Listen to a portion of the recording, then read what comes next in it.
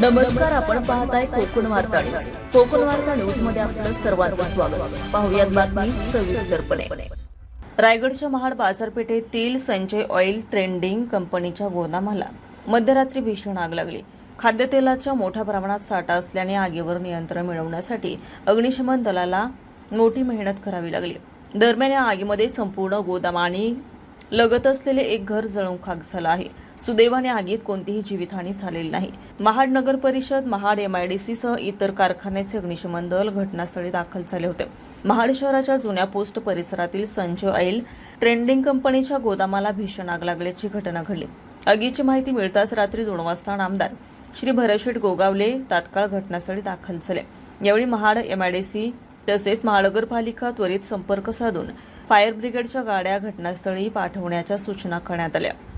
Fire brigade दाखल होताच आग आटोक्यात आणण्यासाठी शर्थीचे प्रयत्न सुरू करण्यात आले.